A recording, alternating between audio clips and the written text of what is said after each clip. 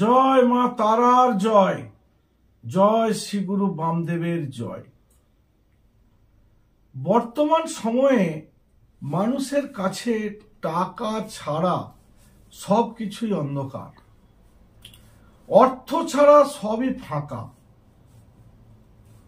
কর্মই জীবন, কর্ম আপনাকে করতেই হবে।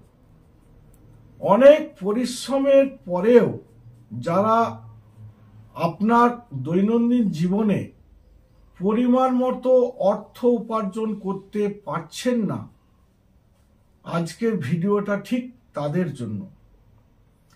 আমি আজকে আপনাদের বলবো সঠিক নিয়মে একটি গাছের শিকড় হাতে ধারণ করার কথা উল্লেখ থাকে।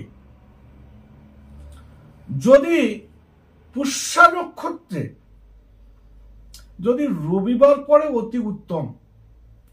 এই গাছের শিকড়টি তুলে গঙ্গা জলে ধুয়ে বা গঙ্গা জলে স্নান করিয়ে আপনার হাতে ধারণ করতে পারেন।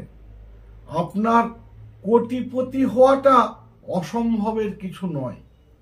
কৃষ্ণ ধুতুরা গাছের শিকড় পুষ্যা নক্ষত্রে তুলে আপনার হাতে ধারণ করুন।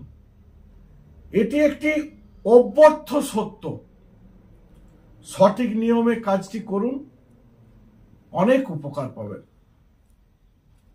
তাহলে আজ এই পর্যন্তই। নমস্কার। যদি আমার ভিডিওটা ভালো লেগে থাকে তাহলে লাইক করুন, শেয়ার করুন, কমেন্ট করুন। আর যারা আমার ভিডিওতে প্রথম এসেছেন তারা আমার চ্যানেলটিকে সাবস্ক্রাইব করুন।